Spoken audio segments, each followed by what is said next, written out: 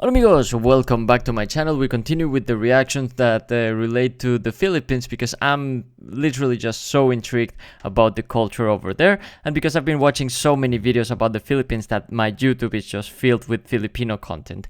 And today I found this video called 7 Things You Should Never Do in the Philippines, and I'm just interested about it because I do plan to visit the Philippines sometime in the very near future. Well, maybe not very near, 1 year, 2 years. But definitely it is on the list. So without any further ado, let's just see what this video has for us today. By the way, I will link the original video to the link to the original video in the description below. The original content is called Dr. Lawai. You can see it right here. So without any further ado, let's just see what he has for us today. Let's go. Today is election day in the Philippines, and we're going to talk about 7 things that you should never do in the Philippines. It's coming at you right now. As a foreigner coming to the Philippines, you should be aware of all 7 of these things that you shouldn't do, and it will make your trip much more pleasant. So here they are.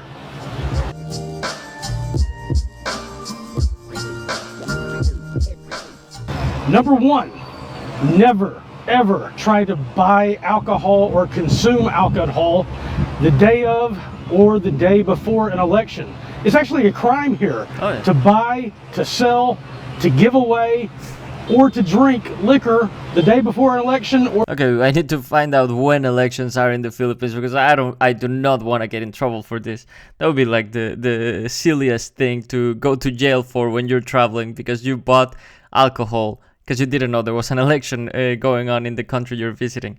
Wow. Or the day after. And this law has teeth, serious teeth. You could go to prison for 1 to 6 years and there is no probation. Wow.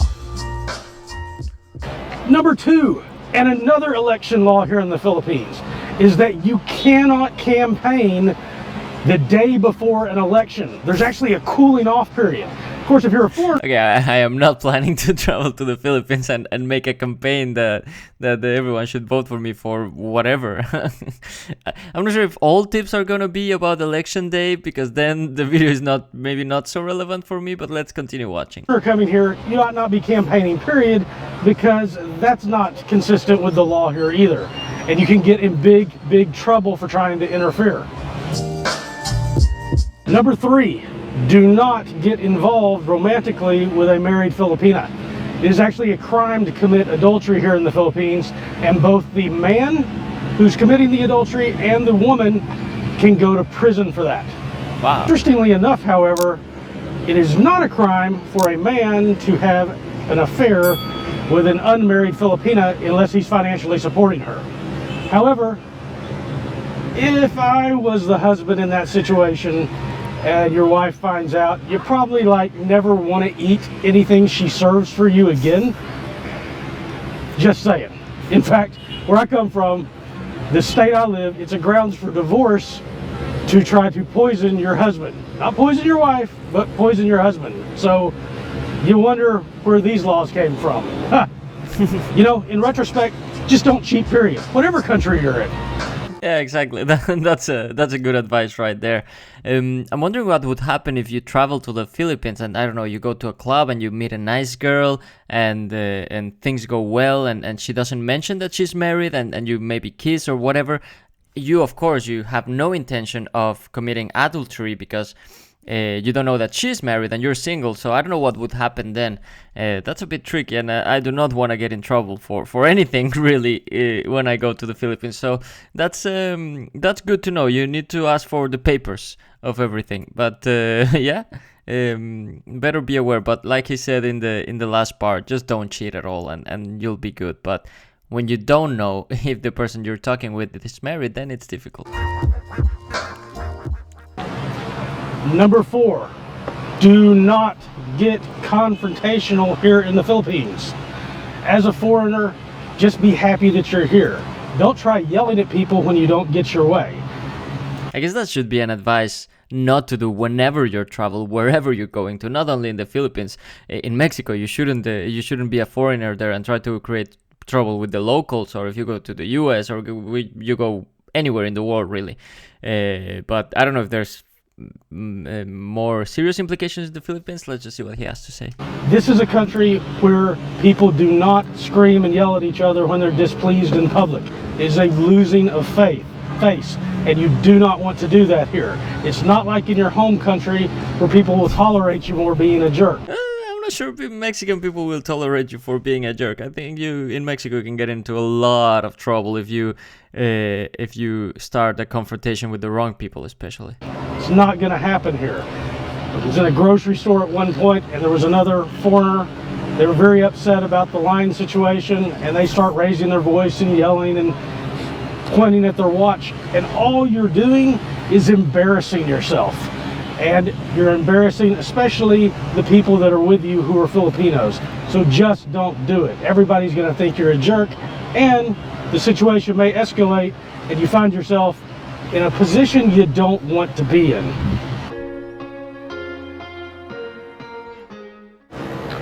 Number 5, don't try to come to the Philippines unless you are a resident or you are married and traveling with a Filipino or Filipina, unless you have an Onward ticket.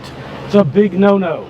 So it doesn't have to be a round-trip ticket, but it does have to be an Onward ticket showing that you have a plane ticket allowing you to depart before whatever visa or visa on arrival time passes when you come to the Philippines. You can be denied a boarding pass. The airline can deny you boarding on the plane unless you can show proof. Now, I've never once even been asked for this in all of my travels to the Philippines, and I've never had one of my family members who were actually asked for that. But I do know people who they risked it, did not have that or a throwaway ticket, and they had to buy one quickly at the airport before they would be allowed to board on the plane.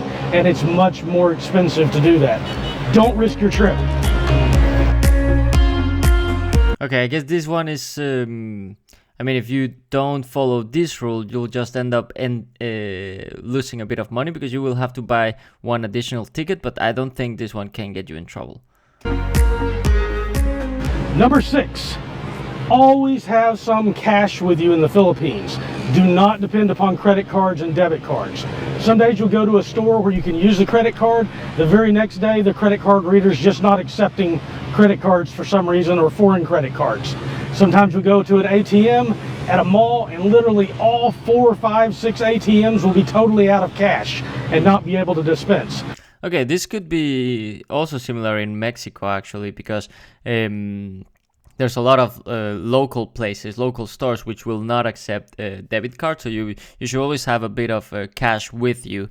But let's see when this video was uploaded. Okay, 8 months ago. I was wondering if this was uploaded 5 years ago, then maybe things might have changed, but if it was 8 months ago, I guess this tip is still applicable. You might have to go all the way across town and those be out of cash too. So always have some cash money on you for emergencies when the cards aren't going to work.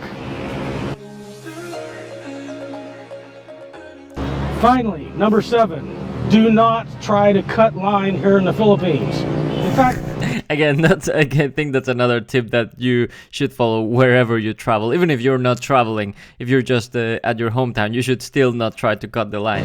Don't try to cut line anywhere in the world. It's just rude. But it's especially rude here in the Philippines.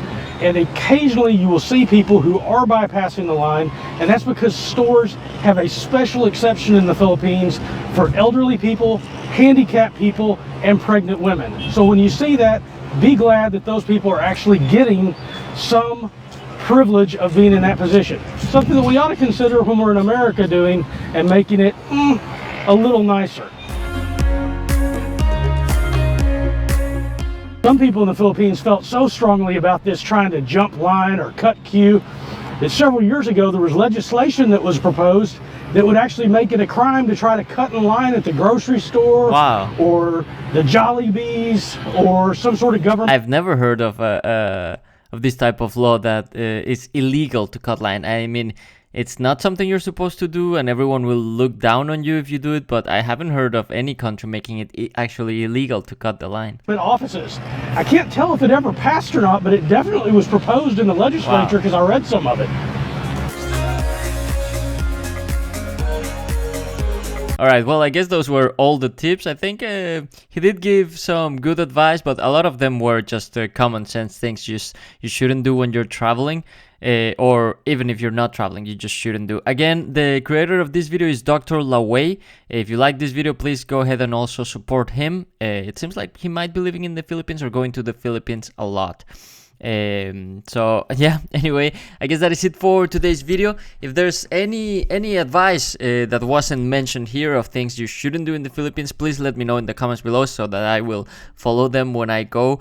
If I manage to go this year or next year, I will probably let you guys know in advance so that I can hear some more not only things I shouldn't do, but hopefully things I should do when I'm in the Philippines. But anyway, again, that's it for today's video. As usual, if there's anything you'd like me to react to next, please put it down in the comments below and I'll make sure I get to it as soon as I possibly can.